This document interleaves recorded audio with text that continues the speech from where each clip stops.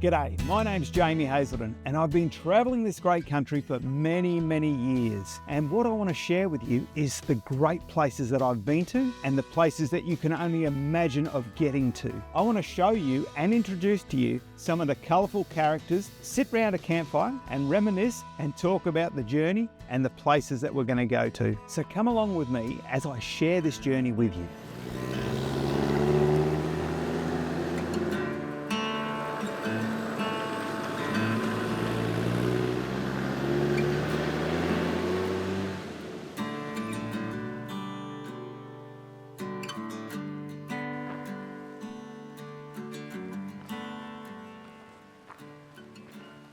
Wow.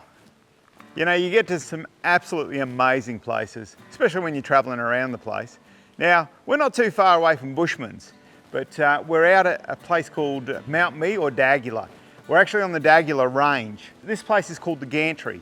Now, it wasn't built that long ago, but still I look at it and I go, look at the size of these logs. And the interesting thing was, it was only built in 1951, and it was stopped or ceased being used in 1981.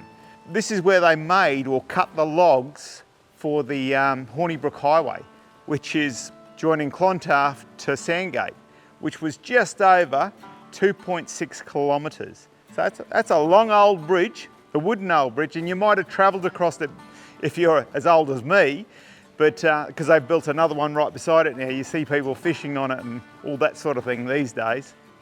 But the interesting part was, it was the longest bridge in Australia.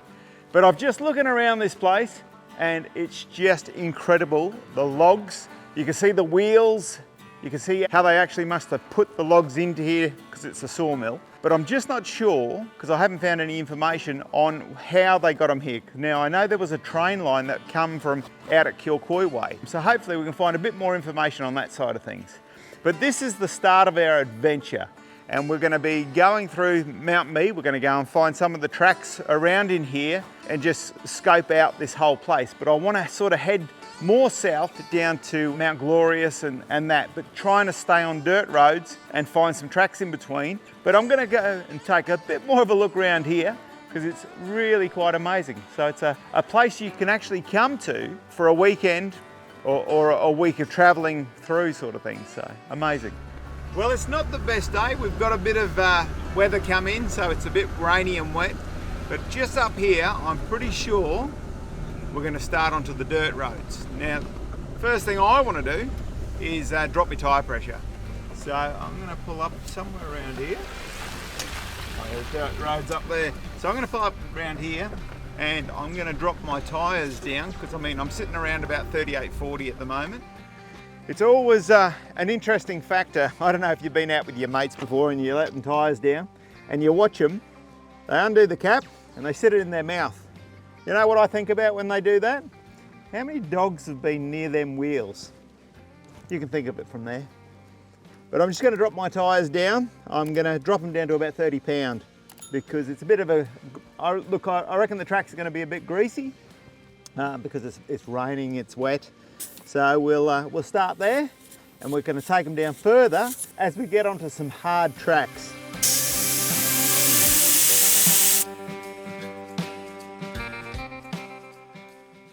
Now with my tyres at 30 psi, let's see what fun we can find.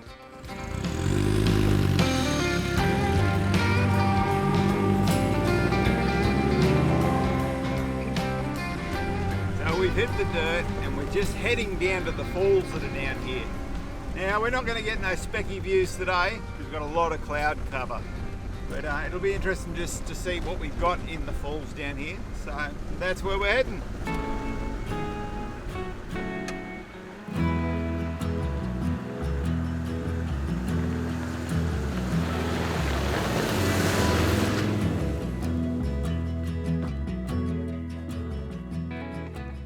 Well, the falls are about a 1K walk, so that's return. But I'll tell you what, there's plenty of plant life and vegetation here. Beautiful.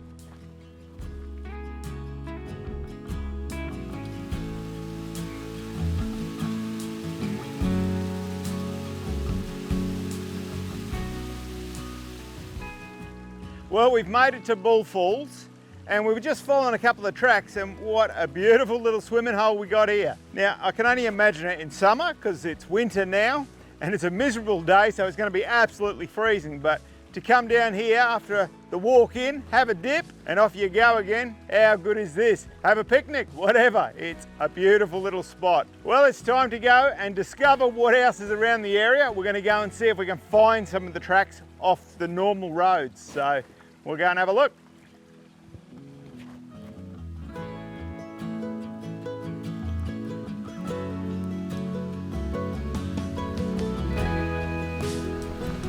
So we left the falls and we're just following the tracks now. I'm using this app called New Tracks, and what I'm trying to do is just locate what are hard or difficult in tracks. And so we're coming to a track that's classed as difficult, so that'll be interesting. The track's about 1 kilometre long, so we'll see how we go with that one.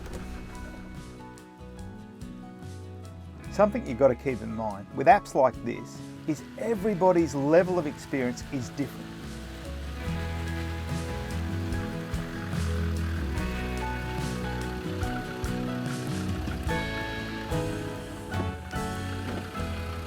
Well, this track is classed as difficult, so what I think I'll do is I'll drop the tyre pressures down probably another 5 psi, so it'll take me down to 25, because it hasn't stopped raining, it's slippery, it's classed as difficult, and we all know when you're in wet weather, they class the track as difficult, you never know what you're going to get.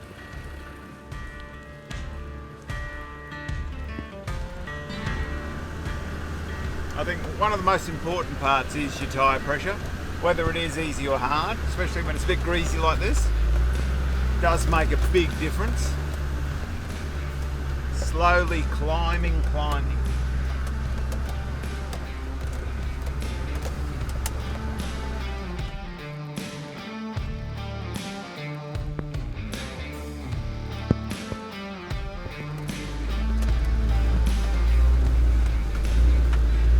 Now we're up to about halfway along the track. We're still climbing though. And to be honest, look, nothing's been too hard. It's been pretty easy going so far. So if you've got a 4-wheel drive that's got 33s on it, low range, I think you'll crawl up this nicely. You know, maybe a 2-inch lift, because really anything that's really large so far isn't too bad. So it's all about lines when you get to this stuff. Got a bit of a ledge here, so I'm going to go up it. And then I've got another bit of a ledge. Now remember, I'm not putting the lockers in, I'm just normal 4-wheel driving. Oh, it's great. What a great bit of fun this is. Oh, yeah. Oh, that's an awesome bit of fun for this. So we're nearly 3/4 and I can see it's getting steeper again. Wow. That's so cool. So cool. All right.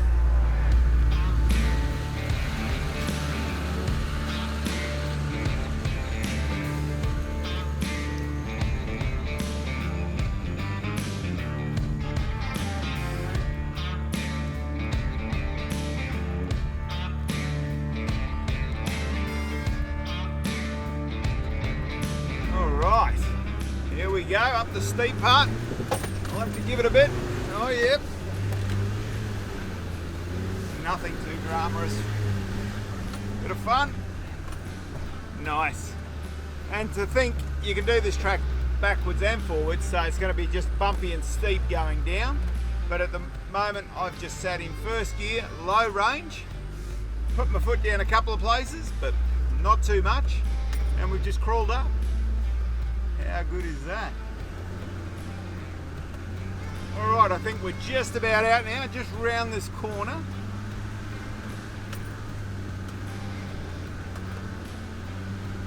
And I think we'll be out of here, yeah. The track's starting to flatten out. Nice.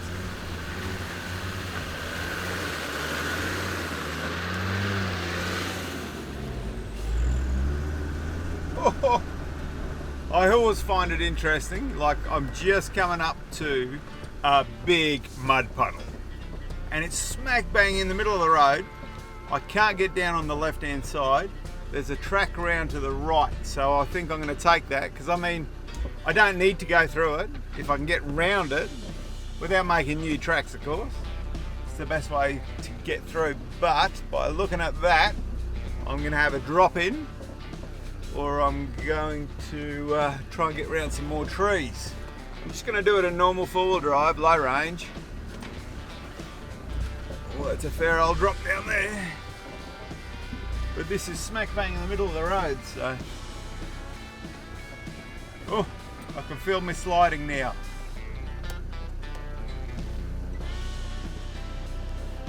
Oh yeah, that's a fair old slide down. You'd feel that, you'd see the tilt I'm on. So I'll just drive with it. Hopefully we'll be good. Here we go, here we go. There. Wasn't too bad. Oh, now that's something could have been a lot worse. But yeah, big puddle down there, big puddle behind me. But anyway, this is along one of the difficult tracks. It's a normal road by the look of it, but we just had that big mud puddle run. So keep on going.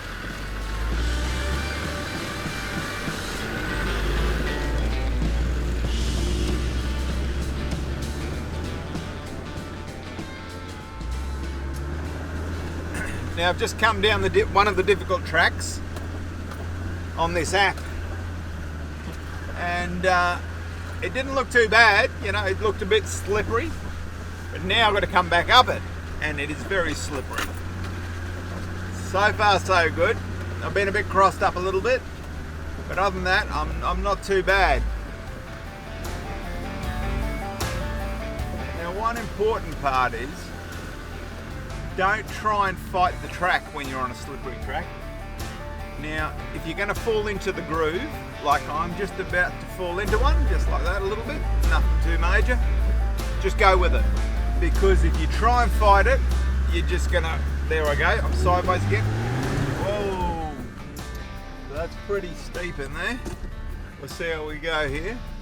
Because this sort of track, on the way out, because it's so greasy and wet, I may have to put the lockers in. I'm going to try it again. Whoa, I've gone completely in now. So I'll try it without putting the lockers in, just so we can see if people can do this track without lockers. So, no, I'm in. So I'm going to put my lockers in.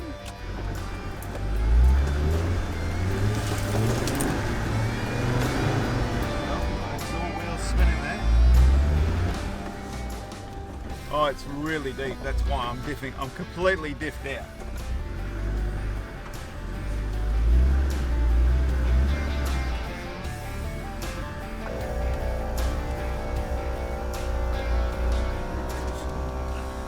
Just can't get over enough. Here I go, in again. We're getting a bit crossed up here. I'm going to try and stick over to one side if I can. Now what you can hear is my compressor. It's obviously got a bit of a leak in it. Alright, so we got past that worst part where we were diffed out. But this is really soft.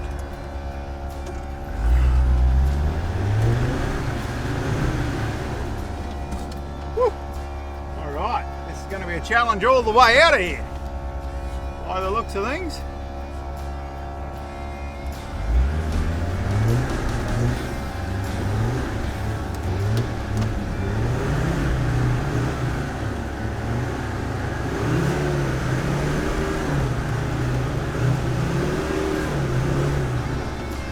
Yep, so when I say this track is difficult, this track is difficult in the wet, that is for sure. So I'm going to keep the momentum on. The compressor's going to keep playing in the background because obviously I've got a leak on one of the lockers.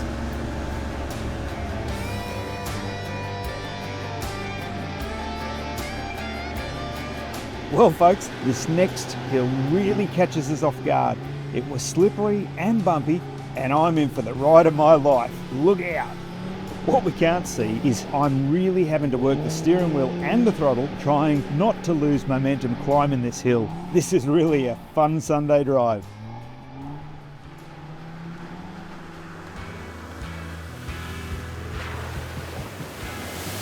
Well, now I've had my fun, it was time to make our way to Mount Glorious and trying to keep off the blacktop along the way as much as we can.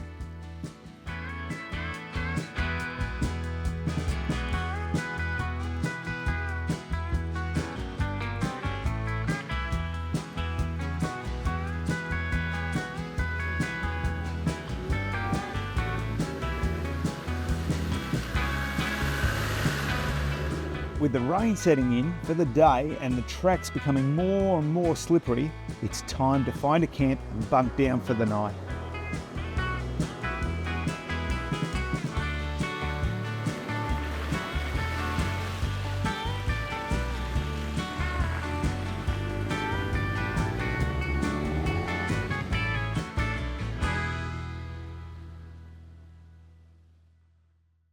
The next morning, we're setting off for our next destination. Just getting myself all sorted. We've just arrived here. We've had a cup of coffee. Now I'm just going to pack up the bag and we're going to go and look for the Piper Comanche, which is a plane crash that happened here in 1977.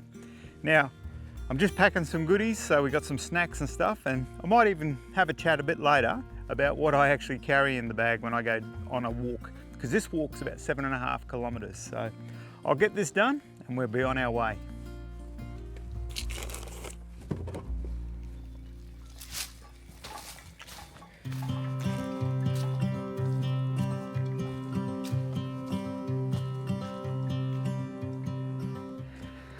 You know, as much as this is a challenging walk, I tell you what, to think that the national parks come in here and they lug chainsaws into here with fuel and oil and all that sort of stuff to cut these little passages through to make this track clear so we can get down to it. But I've noticed along the way that they've done a lot of cuts here and there. You know, it's cut off with a chainsaw there, and it's quite remarkable. You know, that it's a long walk and it's a hard walk. So it's not for the faint-hearted to walk in and out of here. You want to have a little bit of fitness about you, but it's very good.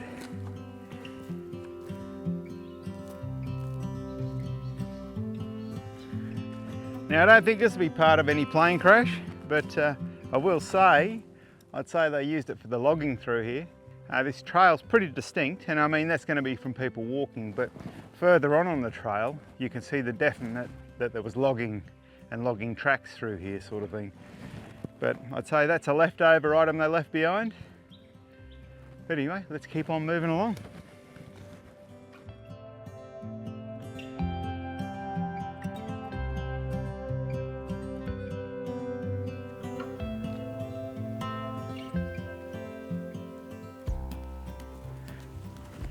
You know, you've got a full abundance of the strangling figs.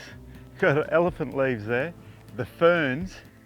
It's just beautiful. It's just a pure rainforest in here. And it's not a bad walking track. It's a bit scaly here because it's all rocky. Pretty good.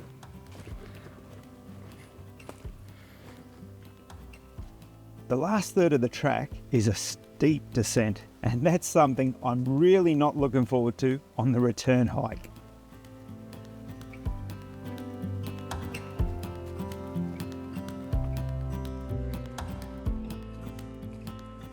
Wow, there sure is not much left of that one.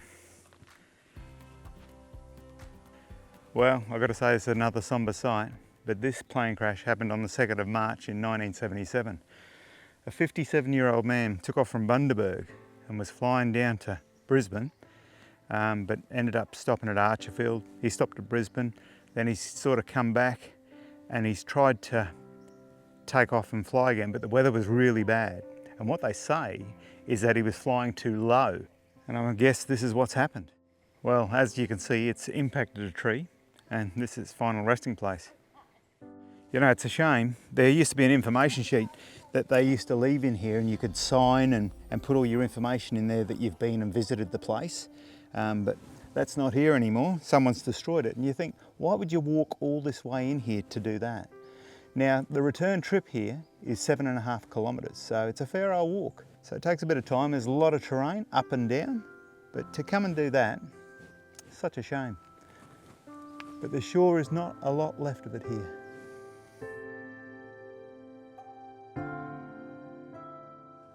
You know, to think they found this plane wreck about 4 days later, and it was only some bushwalkers that were recruited into the recovery, or to look and find them, that they found this. Now, if you come for the wander into here, it's really dense, and there's just, you'd been chopping vines the whole way through to actually find this. But it's a credit to them, that's for sure, to find this, because I mean, the drop down into here off this sort of edge is probably 400 metres down, so off the side of a cliff. I just had a cup of coffee and some snacks, and I thought I'd just share with you what I actually take when I go on a bit of a hike or a walking trail, when it's going to be a longer one. Now, it's not only just to cover me, but it could be to cover somebody else as well. You've always got to sort of go half prepared, whichever way you look at it. The trail that I'm doing currently right now is about 7.5 kilometres long. I take the little butane gas so I can have a hot cup of tea or a cup of coffee.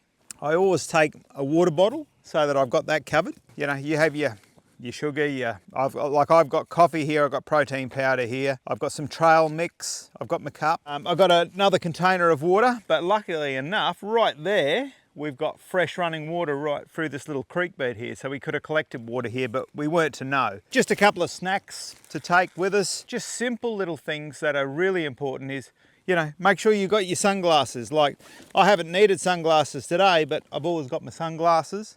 I've always got a little knife of some kind for whatever it may be. I carry this hat. I always have a cap, so I've got a cap there. I've got molly packs here that I carry on my bag, and they actually carry the first aid kits in it. Cold pack, some stop itch, Voltaren for some swelling or whatnot, some band-aids, snake bite bandage. It's even got the markers on it to where to wrap and all that sort of stuff. Swiss Army knife, you know, like talking about Swiss Army knives, I've always got one. Now, if you've ever taken any notice of one, and the worst thing you get is when you're out in the bush is if you get a splinter.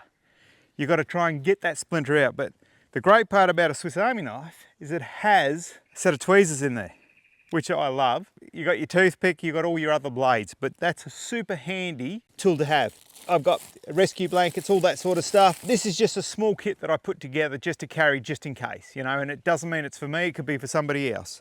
It all adds up to a bit, but it's super handy when you do need it. And like for us, having a cup of coffee, having some snacks and that now, and because it's a long hike, you know, you need a fair bit of water to drink along the way. That's what I carry in my little bit of a kit. Well, it's time to make the return trip. Overall, the hike will take you around about 3 hours, leaving you some time to have a good look around the plane wreck and give your legs a bit of a rest while having a bite to eat, so make sure you take some snacks.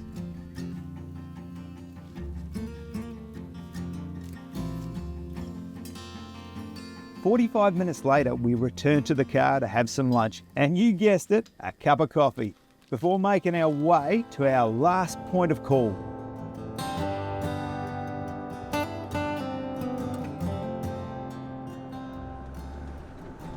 Well, that's a lot better weather here now.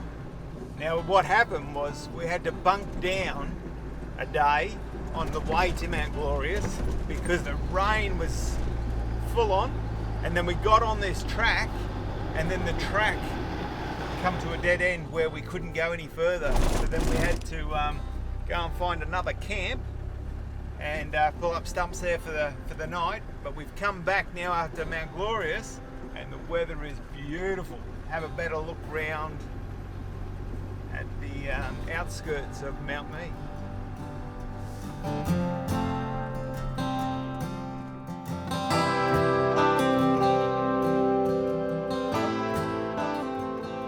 Well, that brings us to an end of another adventure, but firstly I'll just tell you a little bit more about the Mount Mee area.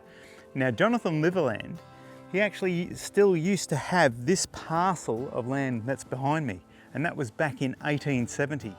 Now, a couple of Aboriginal guys brought the Europeans up into this area and they logged it, and of course they logged it for cedar as well, just like a lot of the other places that we've been to. But they also went on from cedar to hoop pine, and they took it down and then they dragged it down from Mount Mee down to Woodford and then on to Caboolture, all on bullocks to get it down there. And they even named the places as you got down further and further. So pretty amazing. Well, make sure you stay tuned for our next adventure where we head a little bit further south, where we have some water crossings and some waterfalls. See you next time.